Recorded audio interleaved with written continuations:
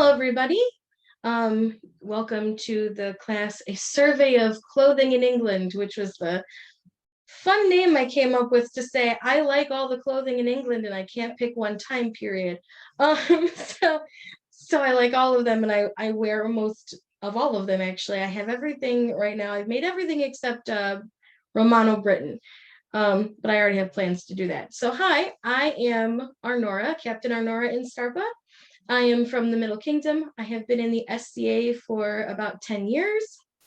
If I'm not sewing, I'm fighting. If I'm not fighting, I'm sewing. So I love clothing and I love wearing all the things.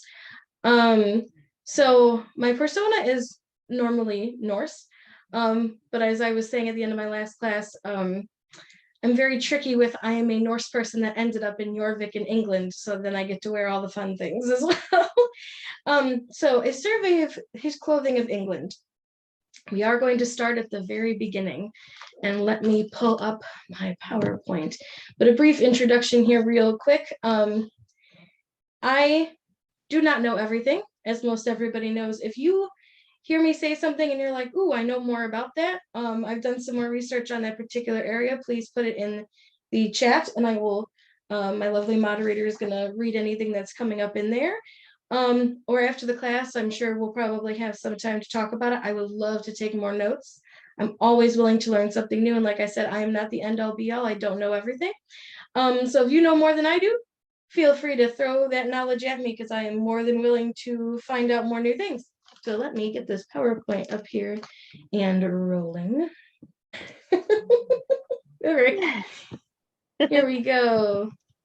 Like, of course it would. We just have to change everything. Let me pull this up here. All right, survey of clothing in England. Here we go. So we're going to start with Roman Britain at the very beginning. Well, this is not the very, very beginning. The very, very beginning, I'll give a little brief snippet of that. We would start all the way back in the Bronze Age. And because I kind of kept this to roughly SCA time period, even though we are going back further now than Rome like we used to, I'm kind of giving it a little bit of a cutoff because otherwise we would be here for eons because it's thousands and thousands of years of clothing. But the earliest examples that I have found personally are from the Bronze Age. And what we have from there are the bog bodies that were found all over England and Ireland and some of the continent. And those are lots of pepless dresses or bog dresses, as we like to call them in the SCA. And that's why they're called that, I think, because they were found in bogs. And they're the lovely pepless style that I'm going to show in the picture for Romano Britain, because they still continued to wear them with a little bit of a Roman twist when they were invaded by the Romans. So it was very simple construction in the Bronze and Iron Ages, which is what came after the Bronze Age. Very simple tunics, straight pants for the male presenting, and female presenting was mostly bog dresses with underdresses, but very, very simple. Simple little fibulas holding their pepless dresses up top, not a whole lot of decoration. We're talking very, very simple.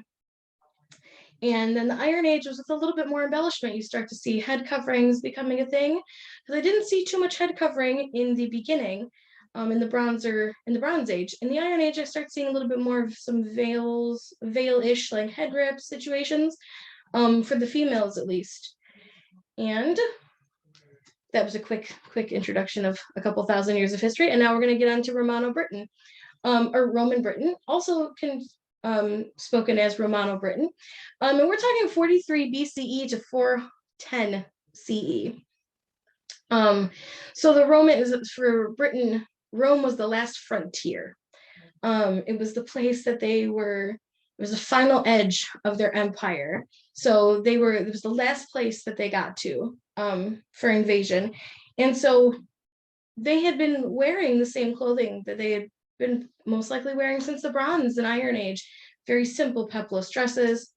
But when the Romans came in, as with most other countries that came in that we're going to see later on, the clothing is very affected by the style changes of the time and what country was really the main leader in fashion. So at this point, the Romans are coming and they're picking up, some Roman fashions. So here we have, I'm sorry they're out of books. This is the best resource I could find. This lovely pepless dress.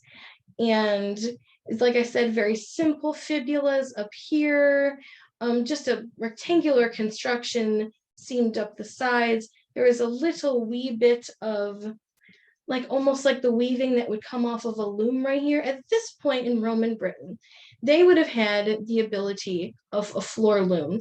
And because at this point in the Bronze Age, they were really just turning from being more migratory and moving around more to being a stable agricultural society versus a hunter-gatherer type of situation. And so they would have been able to have more homesteads. It's around the time that Stonehenge was being made. So they were able to set up more established cities so they could have things like the infrastructure for clothing would begin. So by Roman Britain, they had floor looms. They were producing some wool items. There was a lot of wool. England has always been known for wool, and they did domesticate, I believe, sheep at that point. So they had the ability for weaving. So along this edge, which you really can't see, and I'm very sorry, there's like a little bit of what you would see coming off of a floor loom. So you can see a little bit, and it's just a drape. It's just a fold. So both sides are folded, and they're pinned together at the top here. So it's just a simple fold over the top and a fold over the back, and the two seams are up here. They would clip, which is also a very Roman style. That, looking more at the chitons of Greece and the under, I believe they're called tunicas of Rome. It was very similar in style. So it was already they were already kind of doing something that looks kind of Roman, but it was really something that the pepless dresses were really a thing during the Bronze and Iron Age. And then when the Romans came in, the tunics of the men are going to get a little more interesting and have a little bit more Roman embroidery on it towards the end. I'm going to show you a simple one. They would have just worn a tunic like this. The men and the women probably, depending on their station, may have picked up wearing stolas and togas, but most likely not, because they weren't really Roman. They were just kind of picking up little bits and pieces here and there, and a lot of what they picked up was mostly the the pins and stuff like that. They really didn't pick up togas and stolas, because togas were very, very Roman. They were very much saved for people who originally were from Rome. So a lot of them would not have picked them up. But they would have worn simple tunics just like this, with simple straight pants and very simple shoes. Very simple little leather shoes, probably something that looks kind of like the Norse age, but they may have picked up the sandal type shoe from Rome, but we're not 100% sure. There's still not a lot that we have found from here. It's still a lot of research to be given, and every year they keep finding more. So this is going to be a hard time period to talk about, but we do know they had very simple things such as this. And Romanized Britain was a contrast of what they had thought they were. A lot of people, the Romans actually feared going to Britain because they thought that they were tattooed and running around and were just very, very, wild up there. But it wasn't true. They actually had a little bit more clothing than what they think. That was more far north in Caledonia, not so much what would have been Scotland, what they had called Caledonia, I believe. Not so much down in England, which is where we're going to be staying. They would have maybe had the pallium, I believe is called, a mantle. So it's something that's kind of Roman, and it's kind of like a little cloak that flips over one arm. So they kind of picked up a little bit of things, like a few things here and there, but it would have been in there, instead of just plain, it would have had their beautiful colors they love to wear. They did have a lot of colors, actually, that they really enjoyed wearing. And there's many, many different dyes that they could have used in period to get them. So that's unfortunately all we have for Roman Britain, because Roman Britain is very complicated stuff, and it's still very old in the past, and we still are trying to dig stuff up from it. So, and it's old and we don't have a lot left. The worst thing about clothing is that we don't have a lot in the ground. It doesn't stay well, so we just try to have to postulate from what we think we know, from what we can find, the fibulas and the things that stayed in the ground, and just get an idea from that. And those reconstructions were made by Sarah Thursfield, who did the pictures I showed you. They're in a book called Fashion and a Definitive History of Costume and Style, which I will have on my sources in the end. I will have a source slide, I'm sorry. And the Medieval Tailor's Assistant is Sarah Thorsfield's book. So that's also going to be in the end. So Roman Britain, unfortunately, we don't have a lot. They had a little bit of embellishment, just like I have on my Norse stuff. They would have like maybe simple chains, but nothing like the Norse are going to have. All right, so the next era is Dark Age Britain, or what I'm going to call Dark Age Britain. Also, when I was doing the research for this, there aren't definitive names really for the different like time periods specifically. And like I said, England was pretty much the last to get the Renaissance. They were the last to get medievalism. Like when the era was turning to medieval, they were like the last to get all the things. So we're going to call this Dark Age Britain, which is from about 410 CE to 1066 CE. So the Battle of Hastings, 1066. That's when we're going to see a major turning point. And the two major styles that I would say for this period are the Norse and the Anglo Saxon, which lived side by side essentially. The Anglo Saxons were what was happening in England. When you think about England and you think about all the kings and queens that are cycling through really fast, and we have Mercia and Wessex and Sussex and all these different kingdoms, it's when England, I'm sorry, because Britain had not existed yet. When England was split up into all these different kingdoms, they were trying to unite England. It was their big push. There was lots of constant, movement, and then they kept being invaded by the Norse constantly. That's when we're getting the Danelaw and things like that, where they were trying to keep the Norse out and saying, here, stay in the Danelaw, and we'll pay you money, just stay away. But while the Norse kept coming in, the Norse were developing these larger cities like Jorvik, which is now modern day York, and they essentially founded Dublin in Ireland. So the Norse left a lasting imprint on England and what we now refer to as Britain.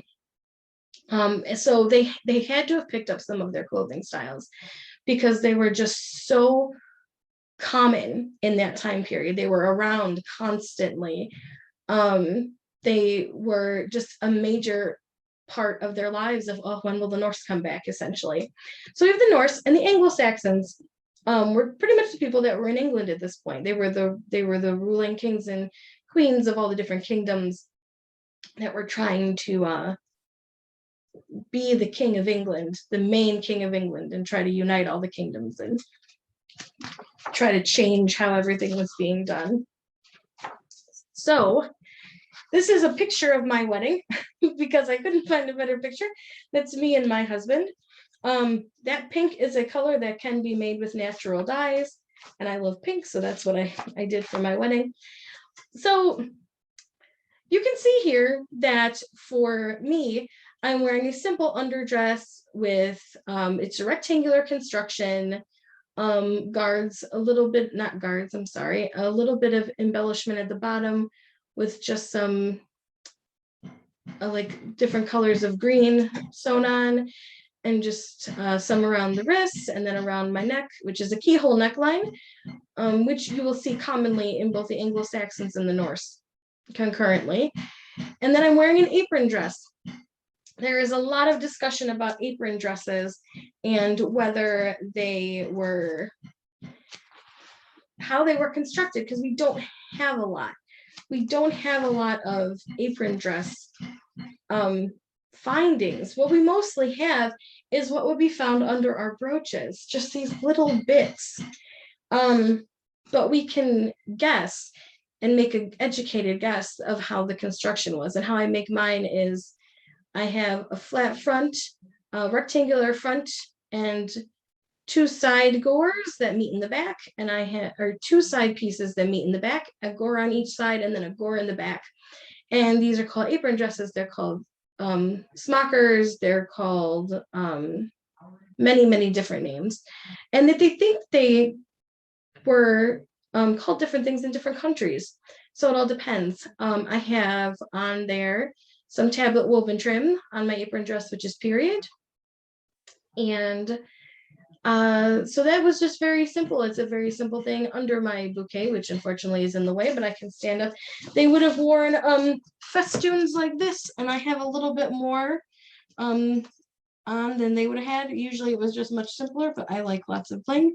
I have amber. They would have had beads. These are glass beads, little pewter little amulet type things, a little bit of bone carving, and just stuff like this. And this would have been to show their wealth. So it would have been a display of what their wealth was at the time. And so that's that. And then we're wearing I'm wearing a simple boots, mostly what my husband's looks like that you can see. And he is wearing just a simple tunic, similar rectangular construction. I have gussets under my arms, which you cannot see, which is part of the rectangular construction. He is wearing also rectangular constructed tunic, a rectangle in the front, rectangle in the back, rectangles under the arms, rectangle sleeves. He has some trim on the bottom of his tunic and around his wrists and around his neck hole, which you cannot see, because he is wearing what people normally call the Skullheim hood, if I'm pronouncing that correctly. And it's a rectangular construction as well. It goes up and over the head in a long rectangle with two squares in the front. And there's just a little bit of embellishment on there with some running stitches for some fanciness on that. And then he's wearing roost pants, which what normally that would have been more for a Russia, a Rus Viking would have been from Russia, but they would have been found in the Norse area because they were, the Norse essentially kind of also helped found Russia. They had a lot of influence in Russia. So those are Rus pants. They tie under the knee, and you would wear leg wraps up to the knee, and they're fluffy. At the top, they kind of fluff out and kind of make a little bit more of a poofy type pant. He's not wearing leg wraps in this picture, but he normally does. The other kind of pants that would have been very common is called the Thorsberg pants. They're more straighter. And they would have just been a simple straight pants, kind of like what we would have seen previously in Romano Britain, just kind of a straight-legged pant, nothing too fancy. This would be a little more fancier. So that's Norse. I'm not wearing the common head gear that they would have worn because this is my wedding. As a getting married, I did the research that they would have had a floral crown actually on their head. What I'm wearing right now is a Jorvik hood because my persona is from Jorvik. It is just a rectangle, and then I have ties underneath that hit right about under my ears, and it ties behind your head, and it makes this cute little shape. That would have been something they would have worn. They could have also worn like long veil-like things that they would have wrapped around their head. There's many different types. And you'll see in the Anglo Saxon, I believe that's the picture I used. In the Anglo Saxon one, they do use the ones that is wrapped around, they do use the veils that are wrapped around their heads. So, and then my husband would have worn something, he was just had his hood on, he would have worn something like maybe a 6-panel hat or something like that. They would have worn a hat. And that kind of stuff moved into England. People in England would have taken examples of what they were wearing on their clothes, the Norse, when they came into England. Again, sorry for the picture. This is Anglo Saxon. So this is a picture of the king and queen of Anglo Saxon England. I'm sorry, cannot talk today for some reason. Let me get to my notes here. The one on the left is an Anglo Saxon king. He's more modest than the continental rulers at the time, and this is Canute of Wessex. And you can see along the neckline of his neck here, he is wearing, it would have been a silk bordered tunic. So he wouldn't have had as much fanciness as people on the continent, because again, they were still getting the very last of it the last of everything. So it was moving up to them more slowly. The fashion changed for them much more slowly than on the continent. So a later Anglo-Saxon king would have been interwoven with gold and very sumptuously embellished. They would have been much more fancy. It would have had much more fanciness to it. The bottom is he would have had like knee-high socks that were Viking style. So kind of like a wrap. So that's where you're kind of seeing the little bit of Norse coming in. You're seeing more of the Norse peeking in with that. So it's kind of a melding of that. And they would have had short tunics instead of the longer formal gowns that they would have had on like the continent. But at that point, they were having the longer, more flowing, like you think Byzantine. They had like the long, fancy tunics. And the mantle looped over one shoulder that you also see was also something that they the Norse kind of did cloaks like that too, in a way, sometimes. So it's another thing they could have taken from them. So a lot of their fashion, as you can see, it's very similar shape to the Norse. Much less poofier pants than what my husband had on, but still straight-legged pants like most would have been wearing. On the right, you see an Anglo-Saxon queen. This is, and I'm gonna not do this name right, Agelfafu Emma. So this was Canute's wife. She loved the sumptuous gowns. This picture was from about 1040, and it would have been dyed with costly colors. And you can see on here that I'm sorry about the picture, that she has very sumptuous embroidery going down the front and going down the edges. And it was a lot of like the longer tunics over underdresses. And extravagant wide sleeves. Not as much as the bleos where they come down and then become larger. It was more of a slow, like just bigger sleeves at the end. And she had a fillet on under her crown, which you can kind of see, but you really can't in this picture because it's a little blurry. But she would have had like the fillet, like you see the fillet and the barbette, which will eventually become a thing as we get into the Norman period. And then she would have had, like I was saying, the silk bands down the front, like he would have had the silk band around his neckline. You'd see this is most likely silk as well as embellished with gold and pearls. And a lot of this, what I'm going to be talking about in this class, I should have said at the beginning, I apologize. We're mostly going to be looking at higher classes. So not so much the middling and lower classes, but what they wore would have just been a more toned down, less embellished version of what the rulers would have been wearing. And a lot of it, the fashion came through the ruling courts. So fashion changed when the rulers changed. When they changed their style of dress, it would have changed what the middling and lower classes would have worn as well. But they just would have had less costly colors. That would have been easier to dye, some much less expensive clothing, much less fancier clothing. So this is the Anglo-Saxons.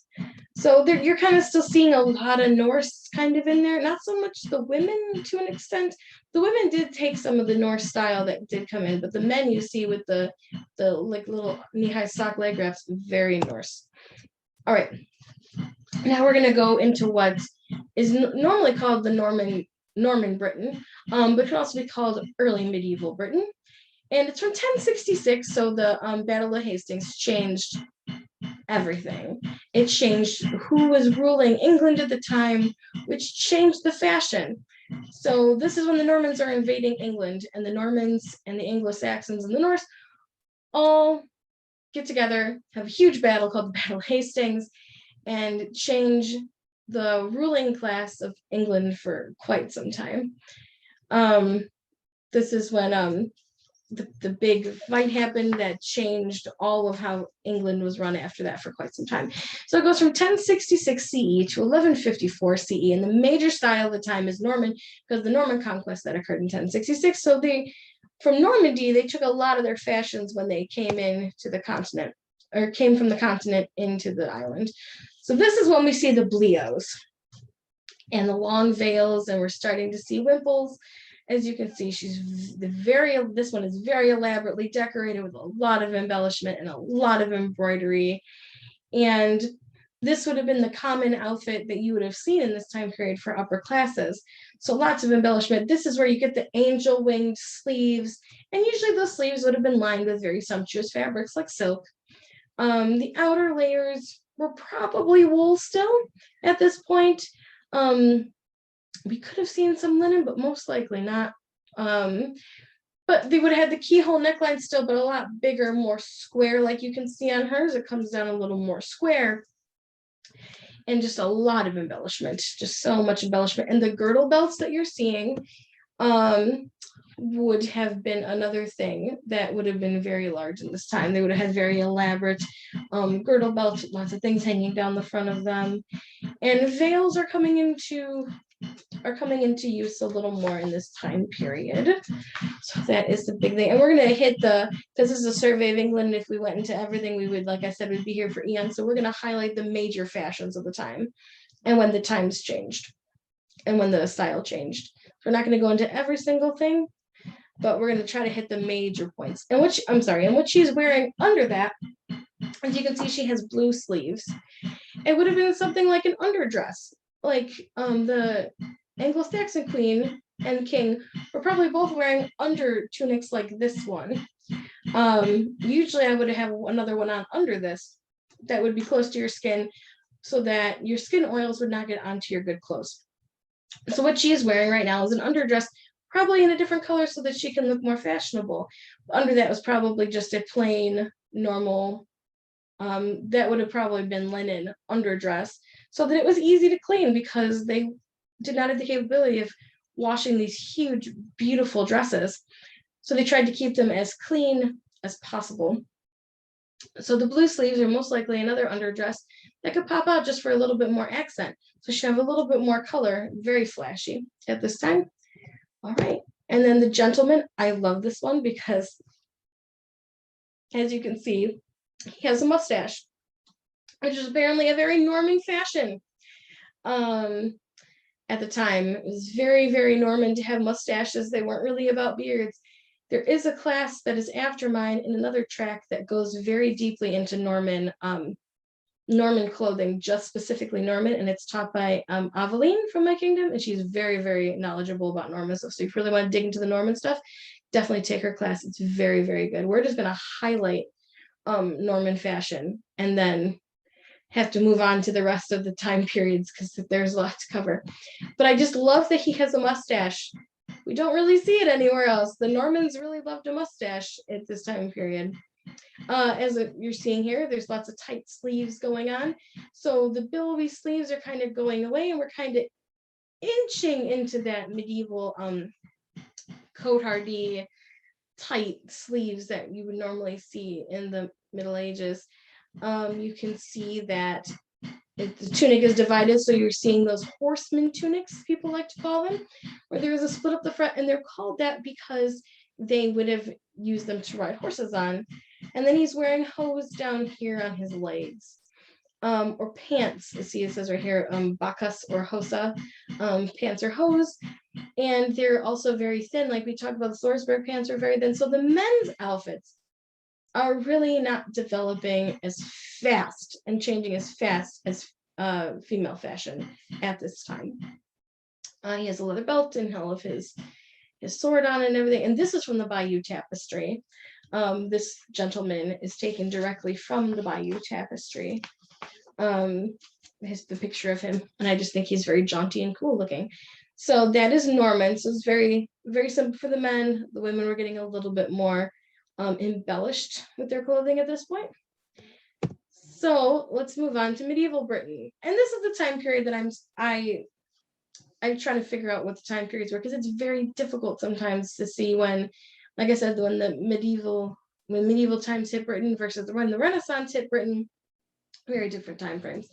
But what I'm going to categorize this as 1154 to 1450.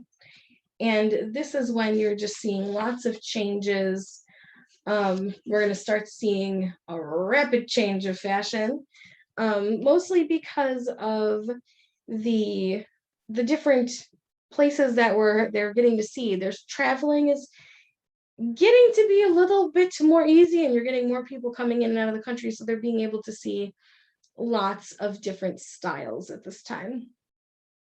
And the clothing is going to become much more voluminous in garments, and they're going to change shape. And the tunic sleeves that had tighter lower arms and more fabric around the armhole. So you're going to get like a surcoat, sleeveless over tunic type situation we're going to start seeing. So you're going to see the tighter sleeves underneath with more of the over. We're seeing more wimples and little hair nets in the back, and the wimples of the chin bands and the barbettes, and we're going to start moving into that. And that is mostly because things on the continent were changing, and as fashion moved around, it started to hit Britain. So here is a man and a woman at their wedding. You can see now they're both having the tight sleeves now. So the flowing blio sleeves are pretty much gone for the overdresses. The underdresses, like I said, she had the blue sleeves for the lady in the other picture. This is still the same. She's got a long sleeve red under tunic happening here, very long and very thin sleeves, very fitted, which is going to, like I said, lead into the coat hardina later. So this is 1200 to 1300. That was when we had the first real change of clothing.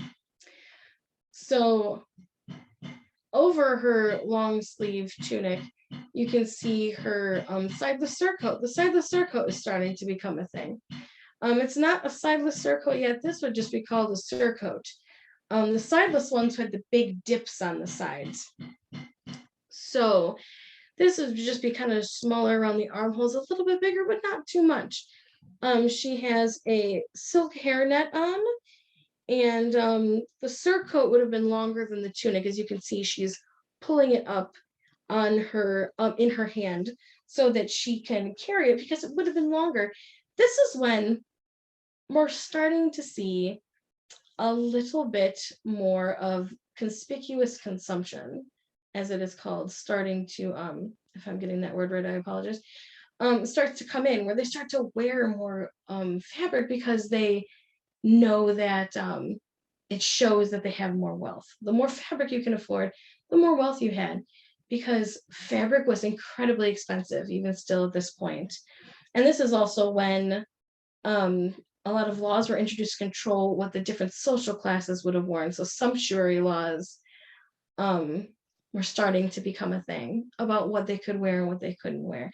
And it really affected what the different classes of higher, middle, and lower would have worn.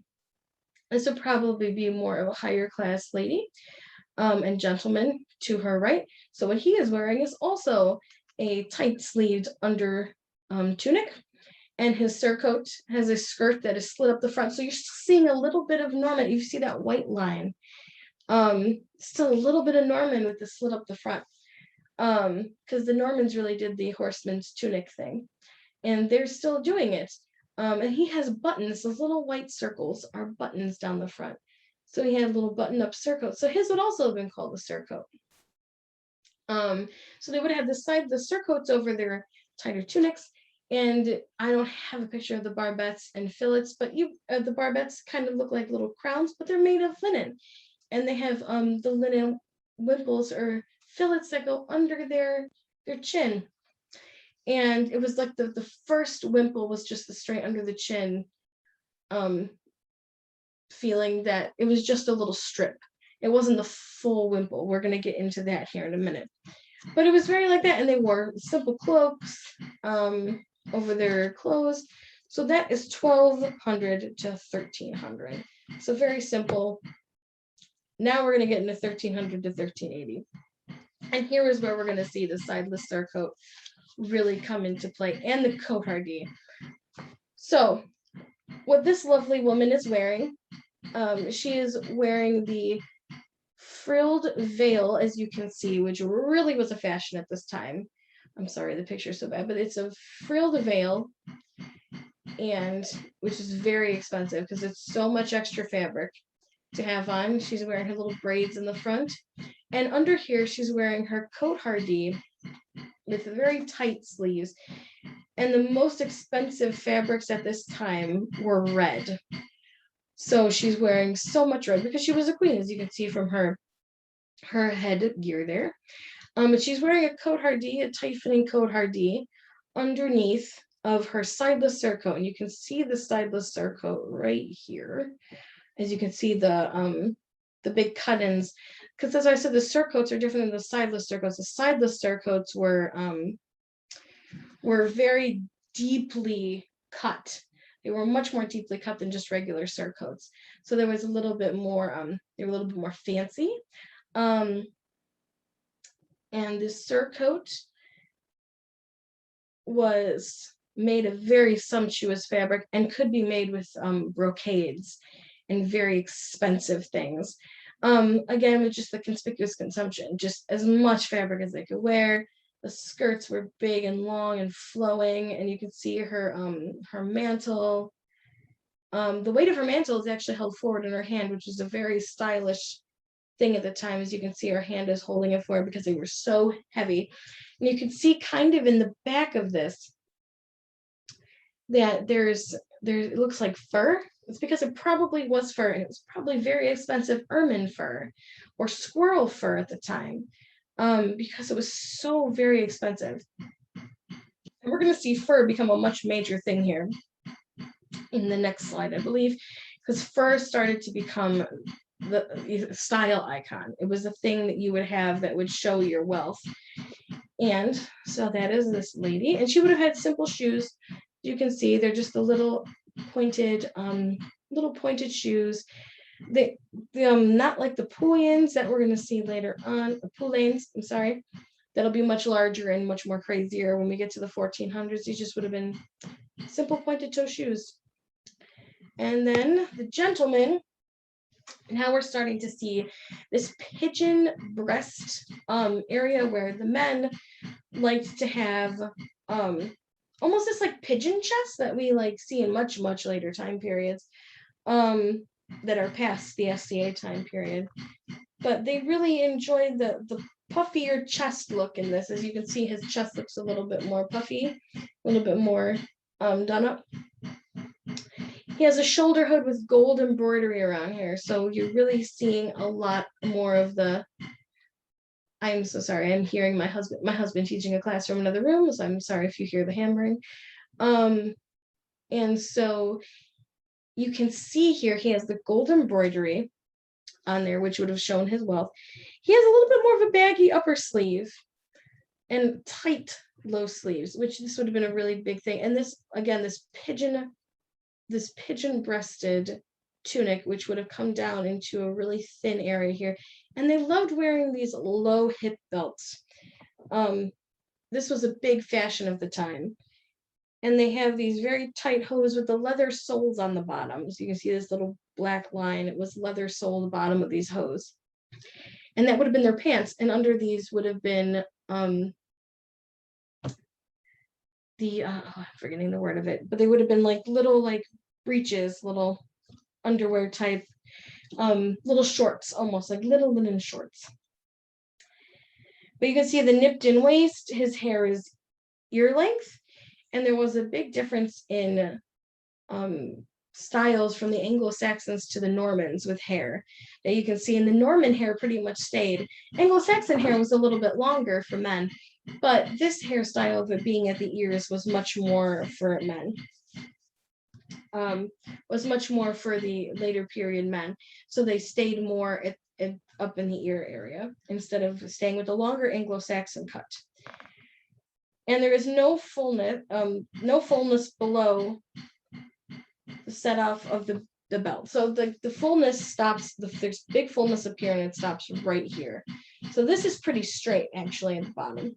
So it's a very tight frame. All right, now we're going to move into 1380 to 1450, and we're going to start seeing the movement more towards the Middle Ages, and we're going to see more of what we're seeing on the continent.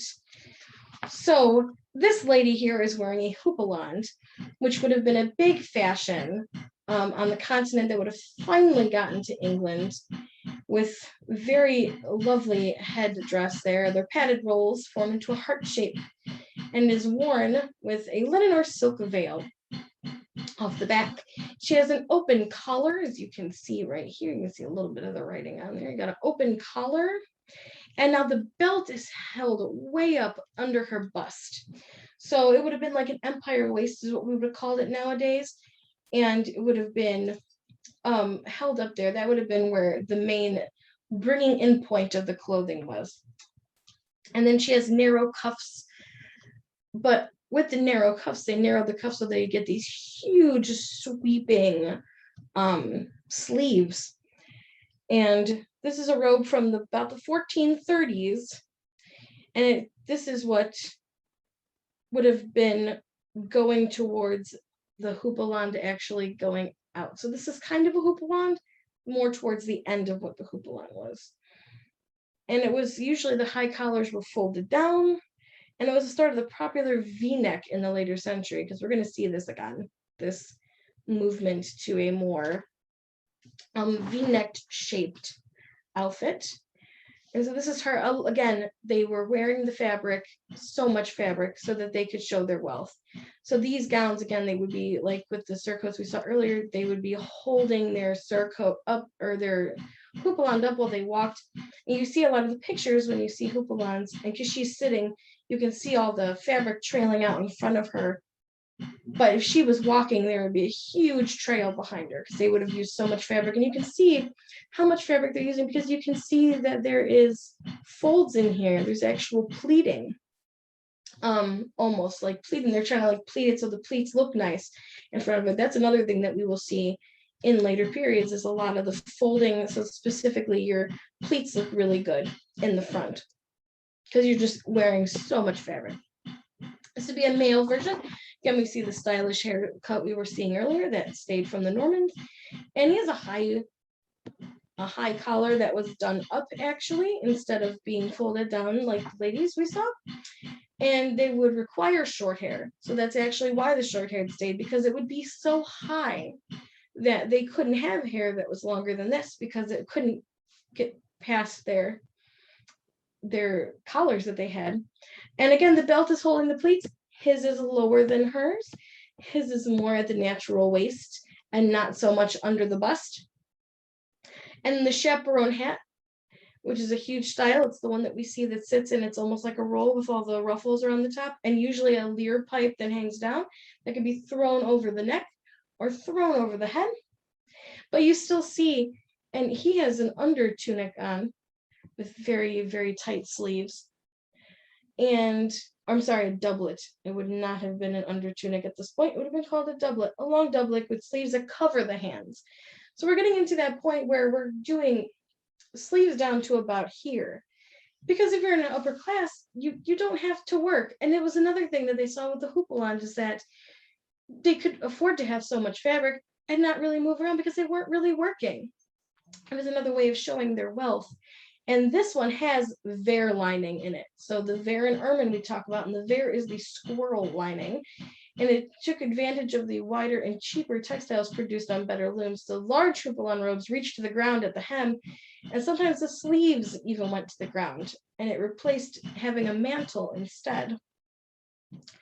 So these are squirrel fur ermine. You can see, you can't really see in this picture, I apologize. There's like little lines on here.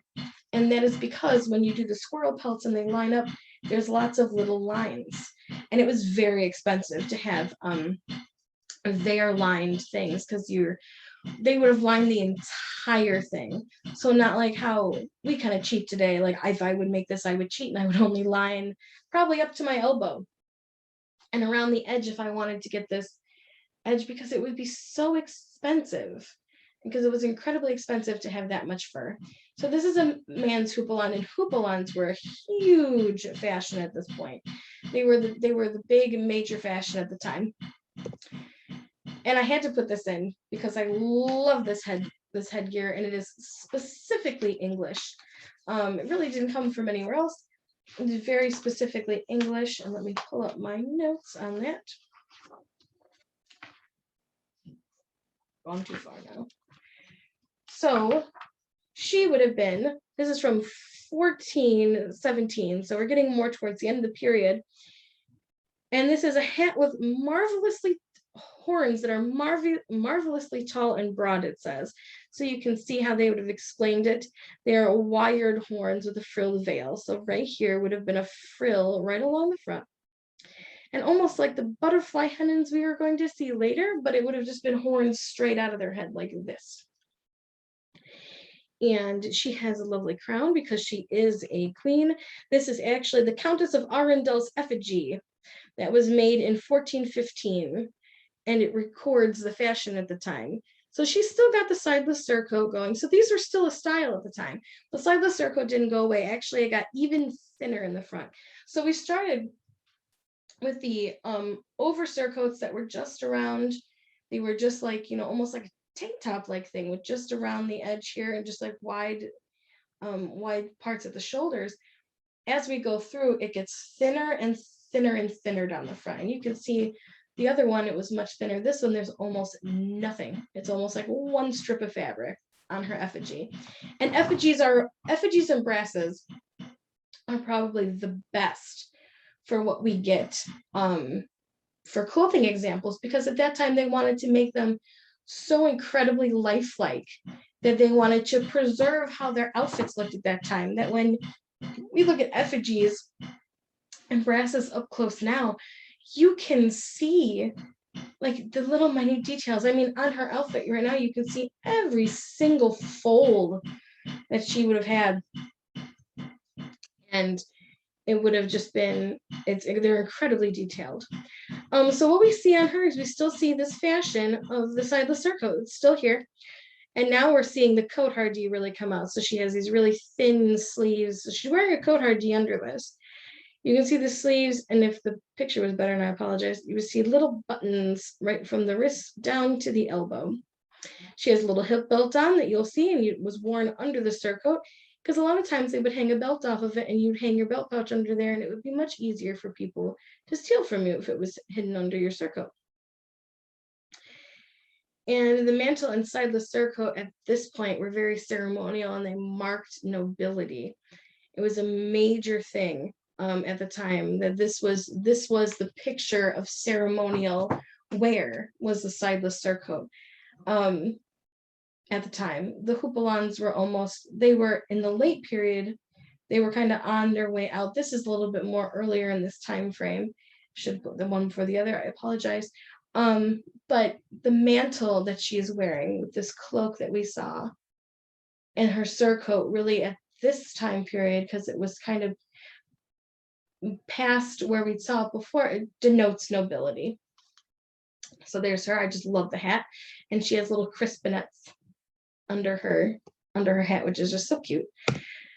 All right, and so this is our next gentleman in the 1380 to 1400 time period, and he has some very, very fancy clothes on, and it is made of damask. So this is a particularly English style. So we're talking, this is what regionally would have been seen. You're seeing the very like tight little doublet under here with an overcoat on it. So this would have the pleated fullness that we talked about earlier. I said we would see that again. He has a belt that is literally holding his pleats in place.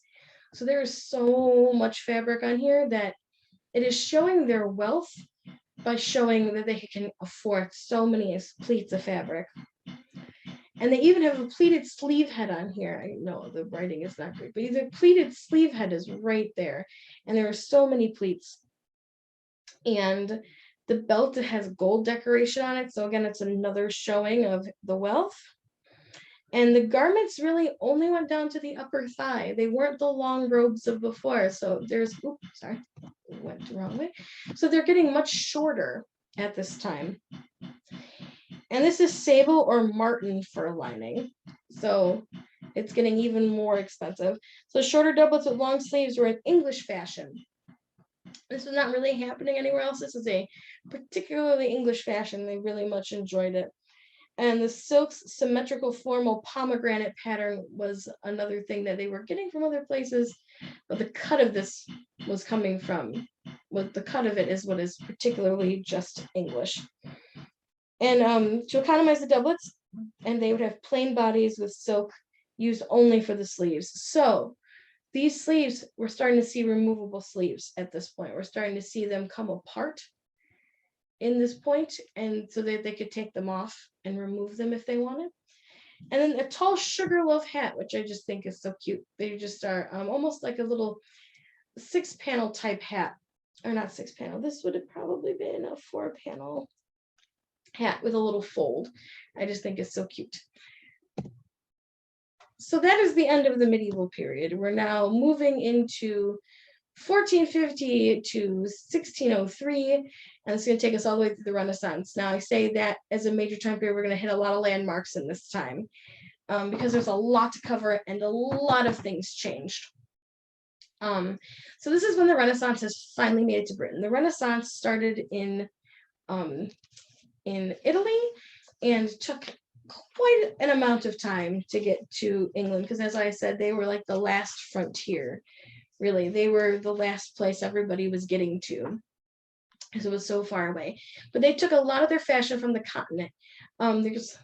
It's so difficult to find just English styles that weren't affected by everything else that was happening around them around the continent. So here we're going to kind of see, this is a brocade gown.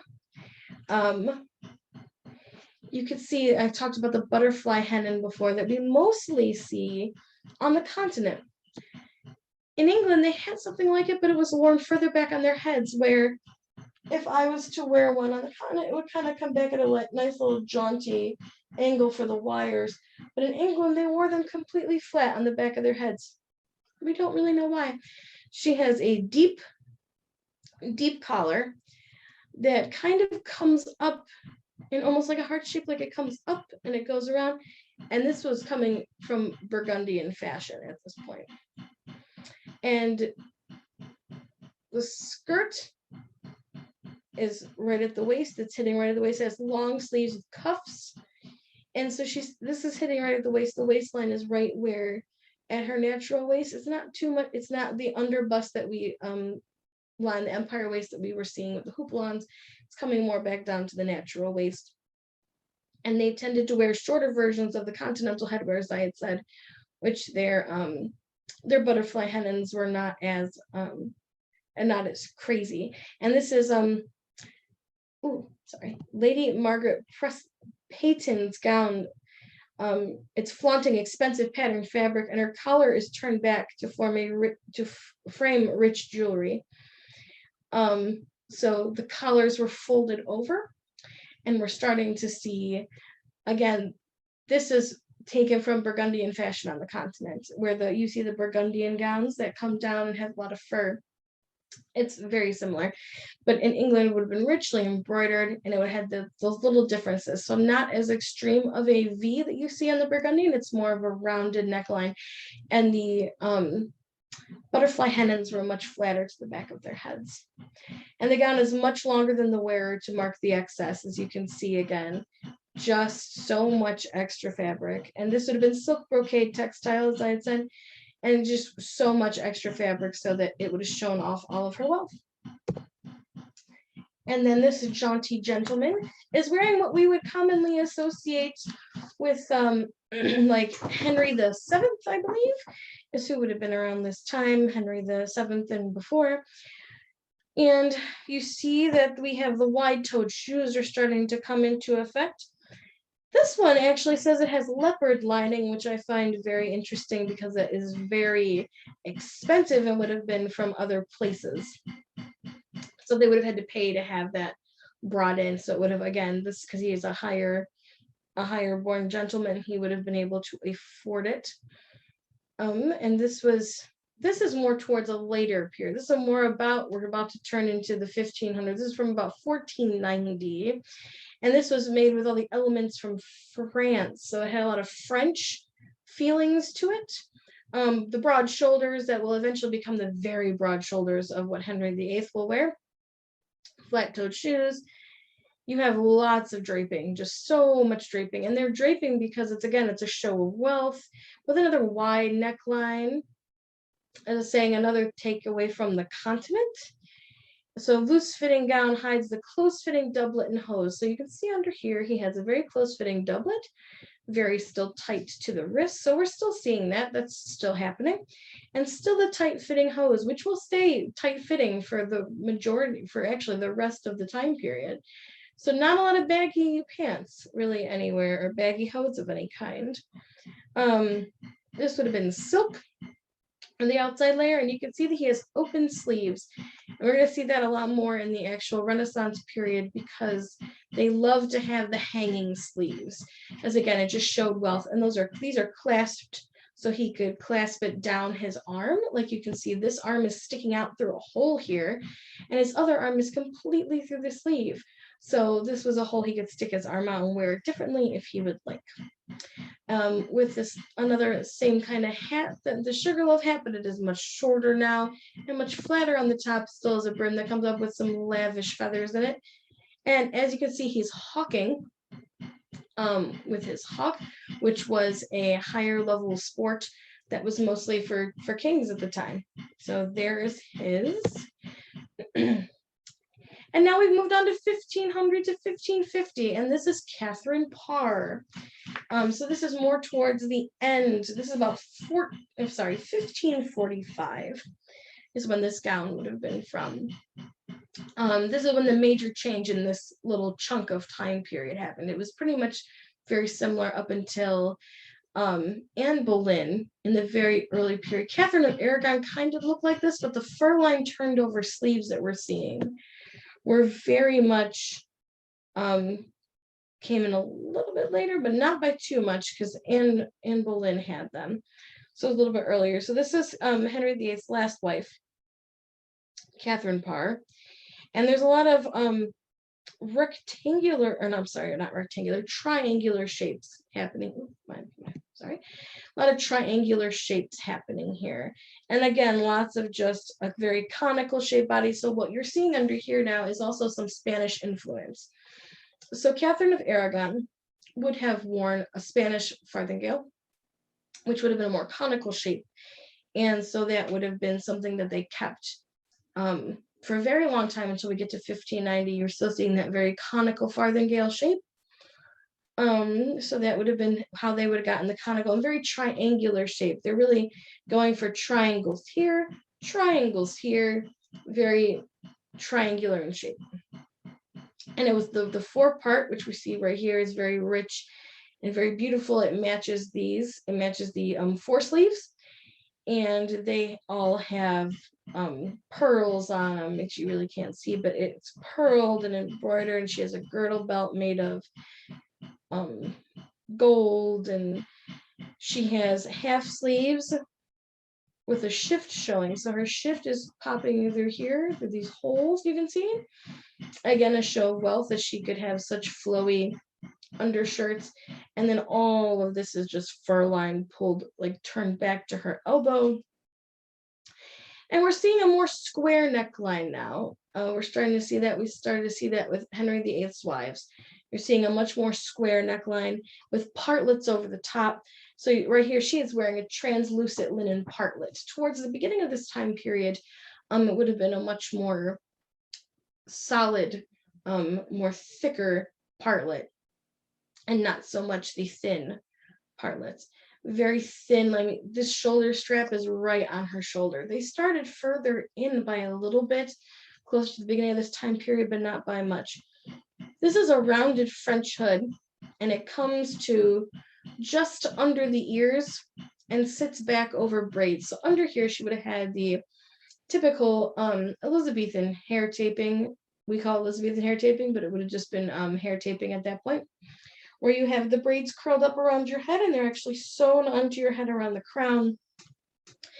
And what that would have come over, there is a lot of speculation right now. There's a lot of new research being done on the French hood, because it came from France, but it was everywhere. And there is a and I'm forgetting her name right now, I have to look it up, but it's Dr. Perrin. She did a video on YouTube on, ironically, I believe, her partner's channel called The Welsh Viking, which she just did a video on there where she talked for half an hour about French hoods and the structure of French hoods, because they're starting to do more research and saying, well, it kind of looks like this half moon thing that really sticks up, but she's postulating that it actually sits completely flat back and really derives from what we saw in like the Middle Ages with the leer pipes and the little leer pipe hoods, the little cute short hoods that they wore over coat hardies. And that this in the back here is just a hanging leer pipe, and that it's actually constructed pretty flat. And what we're seeing, it's sticking up like that, it's mostly because this front with the frill is just being folded back, and you're seeing a white undercoif with a frill, and then maybe like a silk taffeta in red, because you're seeing like a couple different layers there, and like ouches and other things are put on it. And then she's saying that it would fold back, and where you see the white on some of them, that would be what was actually put onto the inside of velvet, and that the back part that was hanging down was just like a leer pipe. And it blew my mind when I watched this video, because for my whole time, because I also wear some of these gowns like this, I was like, I could never make a French hood, it's so complicated. But because of the new research, and we keep getting new research in all of these areas, because of that new research, I'm like, oh, well, if it's just like a leer pipe medieval hood, that's pretty simple. So it's always opening up. Everything is just, we're finding new things every day. And the one thing I forgot to say is that because this comes out in a triangle, it's showing that her waist is very thin and very conical, and it's really exaggerating a thin waist. Under this, like I said, she would have farthingale, and they would have had stays at this point. Stays really didn't come in till about this time. Before that, they were just very structured, where we think that people wore lots of corsets and lots of things like that. It really wasn't true. It was a lot of just very structured gowns, and not so much of the corsets and stays. Stays were a much later invention, like about this time period. It wouldn't have been corsets at that time, or stays. So this would have been like most of the fashions that you would have seen during Henry VIII's time period for women, including all of his wives. And now we're starting to see this is something like what Henry VIII would have worn. So what you're seeing here is, you can see that he had, this is where you're going to see jerkins start to come in, because this would have been a jerkin that's hanging down here, the big U shape in the front, still a doublet underneath. And you can see that his doublet is very beautifully done in most likely silk, and the doublet is made of fabric panes or strips, and they're actually joined by buttons. You can see the buttons down the front. So you're starting to see very elaborate joinings of pieces and painting, and we're going to see lots of the painting later, and like the paned hose, what I affectionately call pumpkin pants, in the later periods. But right now there's a little bit of pumpkin pants starting here. The cod piece is starting to happen, and you're starting to see some paned slops, I believe they're called, under here. And then you have a fur-lined coat, so they have big coats. So he has essentially a lot of layers on. He would have had his linen shirt under this, which you can kind of see sticking up here. This is the doublet that he would have had on here, and then the jerkin, which is this big velvet. So this would have been silk velvet jerkin, U-shaped, going down to about the knee. Has a little probably another velvet belt on, and it would have hung down very loose fitting on the outside, very tight fitting closer to the body to accentuate the shape underneath the coat. Again, like I said, outer coat is fur lined, and you're seeing some painting and slashing starting on the sleeves, and we're really going to get crazy with that as we go later on into the time period. And the collar, we have a turned back collar and a little flat cap. We're starting to see flat caps with the feathers sticking out the top. And the shoes, we're still got the square shoes. You really can't see in this picture, I apologize. The square shoes in the bottom are also paned. So that would be in Henry VIII's time period, you see lots of his square shoes with the panes in them. You can see like different colors sometimes they would put on the inside of them, and it's all to show wealth. All of these things are to show wealth. How much, how much extra puff you can put on with your panes, your paned hose and your paned shoulders. It's just all showing wealth, just constant showing of wealth. So that's like the Henry VIII look. All right, and now we're moving into 1550, and this is Elizabeth I. So she came into power, if I'm remembering correctly, in like 1558. And so she would have worn something like this around that time. Here. And she would have had a ruff. The ruffs are going to get much larger and crazier as we go on into later periods. So this 1550 to 1590. 1590, we're going to see a huge turn. Still got her hair in Elizabethan hair taping at the time. And you can see this is probably earlier in her reign. So I said this would fit more in this time period because she's younger in this photo. She has a ruff, much lower, tighter to her face. She's wearing all these diamonds and pearls all over her partlet and her smock that she has sticking out through all of her painting and slashing on her sleeves. So that would have been a huge thing and a huge show wealth because it's so much work to do all of this embellishment on here and to put all of the holes in there, and it was a lot of work. So much lavish jewelry. We're still wearing the girdle belts with very elaborate diamonds on it. This would have been a silk velvet dress. And this, it says it was a silk velvet dress dyed with Mexican cochineal to give it a deep color fast red. And I probably didn't say that right, but red again is still such an expensive color to make. So this is showing her wealth off. We're seeing the padded shoulder rolls happening here. And right here, and still in very tight sleeves. So we're not seeing the hanging sleeves will be a little bit later, but not by much, probably more about 1570. You see the hanging sleeves where you'll see a tight sleeve underneath and the hanging sleeve. But on the continent, you're already seeing that. So again, they're getting fashion much later. And this is all covered, apparently this is all covered, I'm reading my notes, it's all covered in diamonds. All the little tiny things on here were all diamonds, and they were from India. So this is the time that they're starting to go to different places and getting things from other places and bringing it in because they're showing their wealth, that they were able to go to other places or import things from other places. And she's wearing copious amounts of jewelry, and just accentuating all of her wealth and all of her loveliness. We still have the triangle shapes. She's still wearing her Spanish farthingale. She has a nipped in waist because you're still getting that triangle shape. Still a square neckline, but we're coming up a little bit in the middle here, which is a style that will change again immediately because the Renaissance was a constant changing time frame.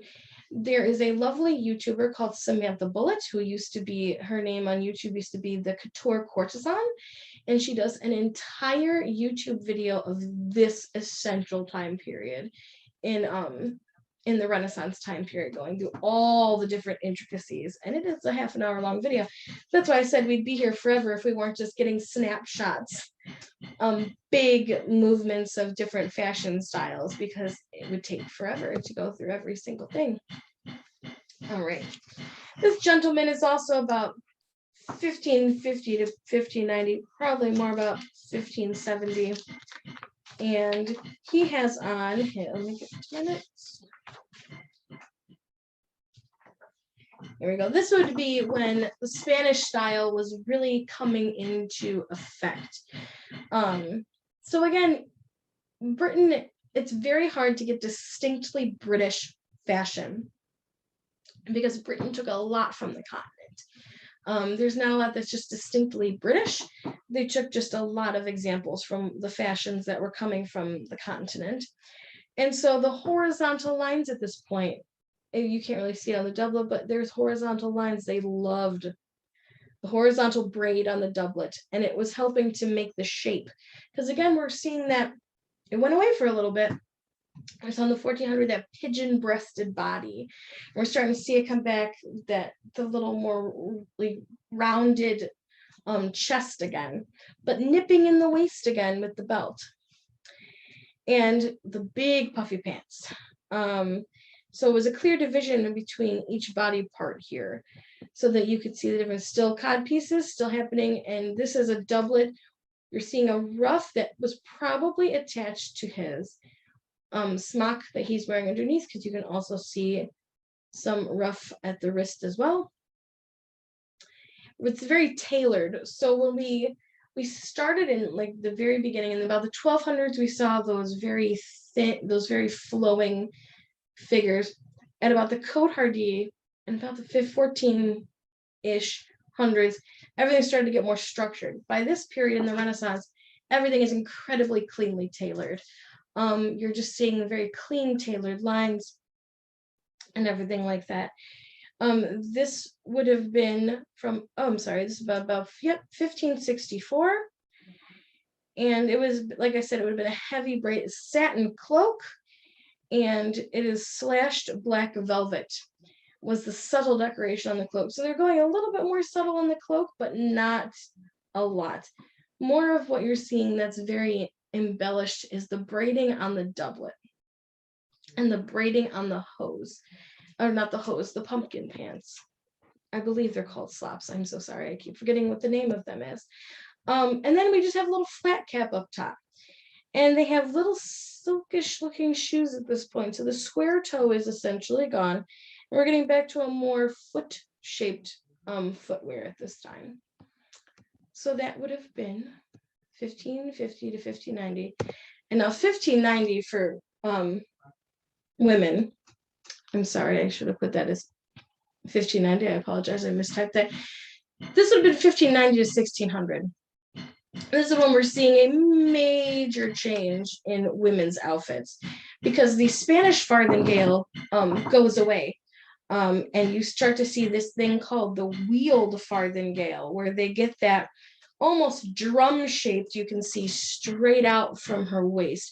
Still a very thin waist, still very nipped in. They still really want the V shape in the front, but very nipped in at the waist. But this huge, like drum shaped farthingale, where it's literally, when I've seen reconstructions of it, it's like a flat piece of almost what you would see in like a Spanish regular farthingale, but just straight out at the hips to make almost like a table-like look. I am not the biggest fan of this look. I prefer 1570s, but that's just me.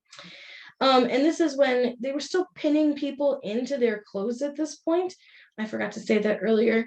When you get to about the era of Henry VIII's wives, you can see in their paintings pins all the way down that are holding all of their garments on, because that would have been how they did it, hooks and eyes or pins. Or if it could be an undergarment, you might be laced in, but we're not seeing any kind of modern anything like that. But this was very much pinned into shape at this point. She's being held together by pins, essentially. And this is the Countess of Southampton. And she would have pinned that gown over her farthingale, and you're starting to see stomachers on her stays. Stomachers are a thing that we see post-period, a little bit more elaborately embroidered, but this is starting to see the stomacher, and you're starting to see almost a doublet shape, which you do see about in like the 1580s. You start to see women wearing more of a man's doublety shape that they would have worn on their tops for their the top parts of their dresses. The skirts would have still been the Spanish farthingale shape, but they would have had a more masculine shaped doublet top. And you can see now we're getting into the crazy high starched ruffs. This is her ruff behind her head that literally is sticking up almost like a halo. And at this point, they had to make supports underneath it. We can still find these today, where it's just like a bunch of wires, and they would have put it over their backs and it would have held their ruffs up. Because you can starch fabric to a certain point, but eventually it won't hold. They were getting so elaborate. Like if you've seen the movie Elizabeth the First or Elizabeth the Golden Age, you can see in there that they have like supports under their ruffs because they get so huge. You see like the big paintings of Elizabeth the First with her huge heart-shaped, like almost wings behind her head. There's so much supports for that because you can only starch fabric so much. And then a tabbed waist. So what you're seeing around here is they would have tabbed the waist in here with a lot of ruffles. So she's getting pinned in with all those like the folds. Again, just showing so much wealth. And this is satin. And what you can't see is that this satin is pinked all over. So that is when they would have put little tiny cuts into it. And again, that's just showing wealth because that's a lot of work to pink all of that fabric. It would have been a lot. And now the body also, besides the fact that we have the nipped in waist with the triangle, the bodies are becoming much more elongated, where in the earlier period, they were trying to keep them kind of short, like when you see in Henry VIII's wife's time. They're very short-bodied, but in this one, you're seeing an elongated, with the elongation of this front. You're seeing it come down, very elongated. And what she is wearing is her ceremonial coronet, and this is a very ceremonial cloak. So she wouldn't have worn that in regular times, and it is lined in ermine. So it is very, very expensive. And now we're starting to see the turn in the shoes again. Again, this is starting to look more towards the later 1600s in the shoes. The shoes have changed from the square foot that we had for most of the time period into back to, like I said, I call it the foot shaped because I feel like square shoes are not foot shaped. I mean, they are on the back, but not in the front. It looks kind of like a duck foot. But now we're getting into more of the actual foot shaped shoes that are moving more into the later time periods. So that is the female silhouette, about 1590. And this is the gentleman's. You can see that their puffy pants, because I'm sorry, I cannot remember the technical name of them, are getting higher and higher. Before they were like hitting down to the knee. And now there are some portraits I found where it's like they're wearing little short shorts almost of these little like slops, that they're going so high up, and you can see their knees.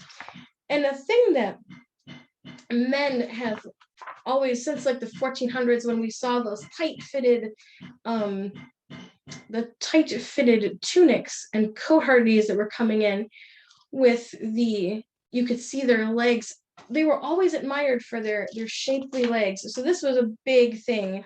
This is an English courtier because they're showing off their lovely legs, and their shoes at the bottom would have been actually painted as well, pinked as well. So just lots of little details everywhere showing their wealth.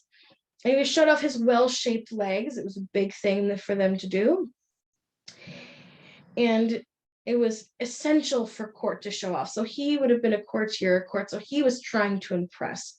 He was dressing to impress. You can see that right here, he has a chain of the Order of the Garter. So again, he's showing off. And this is a pinked satin suit. So it would have had little holes all over it, just like his shoes. It would have been all pinked. And there's pinking tools. The Tudor tailor, I'm going to show in my sources at the end. The Tudor tailor has a lot of pinking conversation in their books about how to pink, the methods of pinking, and all of the tools. And if we talked about that, we would be here forever, because pinking is its whole other thing, and it's putting little tiny slashes all over your clothes. But it was very fashionable.